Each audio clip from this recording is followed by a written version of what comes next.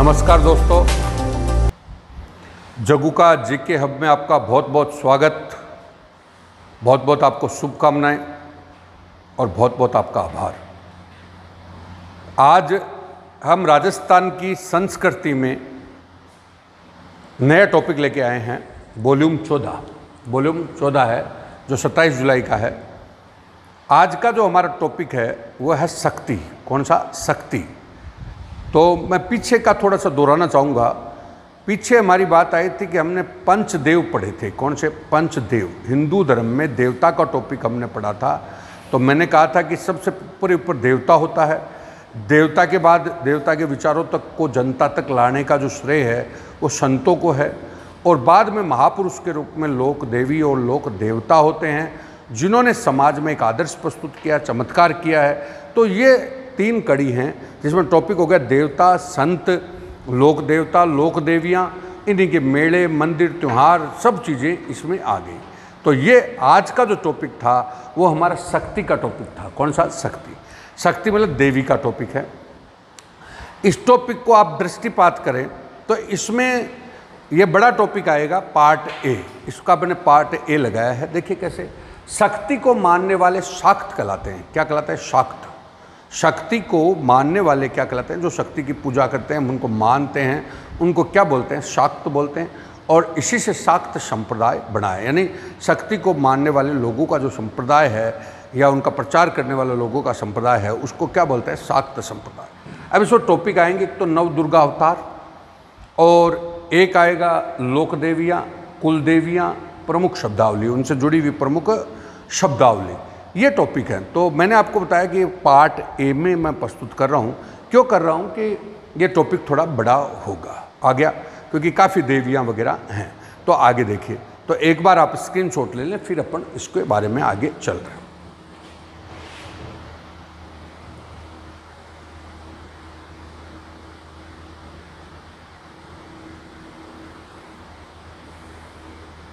आप देखिए पहला लिया हमने नव दुर्गा अवतार, मतलब सामान्यतः दुर्गा या शक्ति से जुड़े हुए क्या हैं।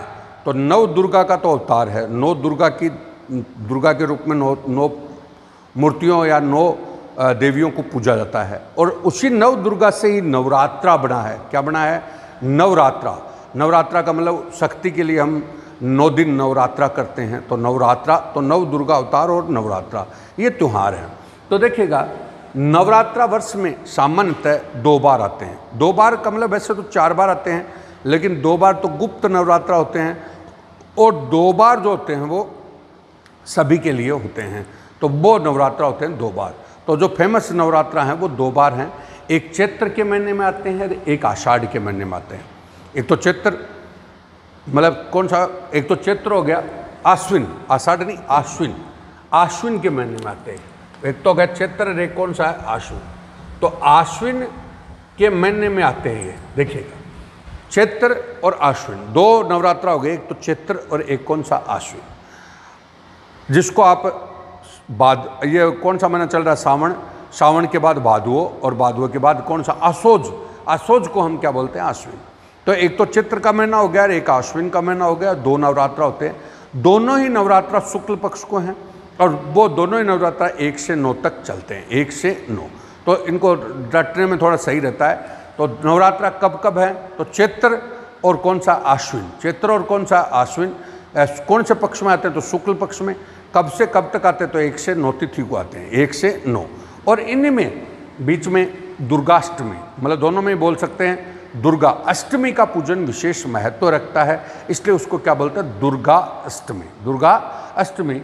तो अष्टमी प्रमुख इनमें त्यौहार हो गया।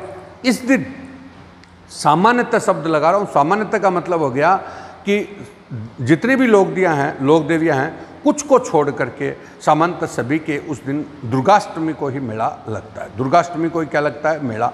तो कई बार आप कई मेलों का गेस्ट लगाते हो तो उसमें आपको लोक देवियों के मेले सामान्यतः कब आते हैं? दुर्गाष्टमी।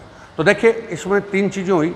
एक तो नव दुर्गा अवतार, नव दुर्गा अवतार के नवरात्रे, और इनका प्रमुख त्यौहार हो गया दुर्गा अष्टमी। दुर्गा अष्टमी, और सामान्यतः उनके मेले कब लगते हैं? तो वर्ष में 2 बार। जैसे प्रमुख देवियाँ जीण माता है, आपकी जीण माता है, मान लो आपका करणी माता है, तो इनका वर्ष में 2 बार दुर्गाष्टमी को ही क्या लगते हैं, मेले लगते हैं। तो ये टोटल आप देख सकते हैं। तो 1 नंबर तो ये हो गया। अब कुछ हमारे प्राचीन शक्ति मंदिर हैं, जो प्राचीन शक्ति मंदिर जो यहाँ के शाक्त के प्रभाव को दिखाते हैं, शाक्त के प्रभाव को दिखाते हैं। तो देखिए कौन कौन से मंदिर हैं। तो देखिए शीतला माता का मंदिर है गोगुंदा उदयपुर में। अब आप बोलोगे साहब शीतला माता का मंदिर तो चाकसू में है। शीतला माता का मंदिर तो लोक देवी के रूप में शीतला माता का मंदिर चाकसू जयपुर में है, लेकिन शीतला माता का जो प्राचीन मंदिर है वो आपका कहाँ पर है, गोगुंदा उदयपुर में है, गोगुंदा उदयपुर। इस बात को ऐसे समझ लीजिए, कई बार क्वेश्चन मान लो आ गया शीतला माता का मंदिर है तो चाकसू ऑप्शन में है ही नहीं, तो आपका कौन सा हो गया, गोगुंदा। प्राचीन मंदिर जो है वो कहाँ पर है, गोगुंदा। एक हर्षत माता, आरएस में पूछा, हर्षत माता का मंदिर है आबानेरी कहाँ पर है, दोसा, जो अर्धनारीश्वर मंदिर है। कौन सा, अर्धनारीश्वर से मतलब हो गया कि जिसमें शिव और शक्ति का समावेश है।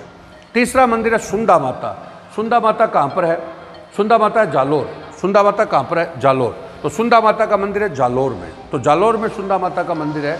अब आप देखिए आगे, सुंदा माता जालोर में हो गया। नकटी माता, तो नकटी माता का मंदिर कहाँ पर है, जयपुर में। और मगरमंडी माता कहाँ पर है, निमाज पाली। जगत अंबिका माता तो कहाँ पर है, उदयपुर। और चक्रेश्वरी माता तो कहाँ पर है, रणकपुर कहाँ पर है, पाली। और ब्राह्मणी माता जो कहाँ पर है, शोरसेन बारा में है, शोरसेन आपको पता है कुरंजा पक्षियों के लिए भी चर्चित है, तो ब्राह्मणी माता का वहीं पर शोरसेन बारा में मंदिर है। इनमें इस मंदिर की विशेष बात भी है कि इसकी पीठ की क्या होती है, पूजा होती है। और अंबा माता ये कहाँ पर है, उदयपुर में। इस प्रकार से ये कुछ प्राचीन मंदिर हैं जो हमारे यहाँ पे शाक्त के प्रभाव को दिखाते हैं, शक्ति के प्रभाव को दिखाते हैं। तो मैं वापस एक बार बोल रहा हूँ, नंबर 1 है शीतला माता, ये लोकदेवी के रूप में नहीं, प्राचीन मंदिर है, वो कहाँ पर है, गोगुंदा उदयपुर। और हर्षत माता कहाँ पर है, आबानेरी दोसा हो गया। आबानेरी दोसा में हर्षत माता का मंदिर है। हर्षत माता जो क्या है, अर्धनारीश्वर मंदिर है। सुंदा माता कहाँ पर है, जालोर। नकटी माता कहाँ पर है, जयपुर। और मगरमंडी माता कहाँ पर है, निमाज पाली। जगत अंबिका माता, जिसको मेवाड़ का खजुराहो भी बोलते हैं, मेवाड़ का खजुराहो किसको बोलते हैं, जगत अंबिका मंदिर को, तो जगत अंबिका मंदिर को मेवाड़ का खजुराहो भी बोलते हैं। चक्रेश्वरी माता रणकपुर जैन मंदिर में है, ये कहाँ पर है, पाली। ब्राह्मणी माता कहाँ पर है, शोरसेन बारा। शोरसेन मैंने किस लिए बोला था कि शोरसेन आपका उसके लिए भी चर्चित है। कौन सा, हमारा जो कुरुंजा जो पक्षी है उसका स्थान भी कौन सा है, शोरसेन। और एक अंबा माता कहाँ पर है, उदयपुर में। तो ये सब हमारे प्राचीन देवियों के मंदिर है। अब दोस्तों एक आपने देखा तो हमने अब तक 5 देवता बताए। नंबर 1 आपका गणेश, तो गणेश जी के मंदिर आ गए। नंबर 2 हमने ब्रह्मा, तो ब्रह्मा से जुड़े हुए मंदिर आ गए। नंबर 3 आपका कौन सा, विष्णु, तो विष्णु से जुड़े हुए मंदिर आ गए। और नंबर 4 आपका कौन सा, शिव से जुड़े हुए मंदिर आ गए। और नंबर 5 क्या है, शक्ति, तो शाक्त आ गए। अब हमारा टॉपिक जैसे आप पढ़ते हो मंदिर, तो मंदिर टॉपिक एक तो धर्म की दृष्टि से हो गया, एक यही मंदिर इतिहास की दृष्टि से भी होता है, और यही मंदिर स्थापत्य की दृष्टि से भी होता है। तो ये सारे का सारा टॉपिक आप एक जगह कर सकते हो। टॉपिक चल रहा था अपना देवता, तो देखिएगा, तो ये हमने बताया। अब देखिए ये नव दुर्गा अवतार, तो स्थानीय स्तर पर कुछ चमत्कारिक देवियाँ जो थी, चमत्कारिक देवियाँ थी, यानी चमत्कारिक जो बालिकाएं थी, उन्होंने चमत्कार किया और स्थानीय स्तर पर वो पूजित हुई। उनको हम किसके रूप में बोलते हैं, लोक देवी के रूप में बोलते हैं। तो 2 शब्द हैं, एक तो लोक देवी और एक कौन सा, कुल देवी। लोक देवी और कौन सा, कुल देवी। तो लोक देवी का तो मतलब हो गया जिसको सभी लोग मानते हैं, सभी लोग सामान्यतः पूजन करते हैं, सभी लोगों में मान्य होती है, वो तो कौन सी है, लोक देवी। जैसे उदाहरण दूंगा जयपुर का, जयपुर में जैसे शिला माता है। कौन सी माता, शिला माता आमेर जयपुर में है। तो शिला माता आमेर जयपुर का जो मेला लगता है, तो उस दिन सभी लोग जाते हैं उसमें। तो शिला माता क्या होगी, आराध्य देवी होगी, लोक देवी होगी।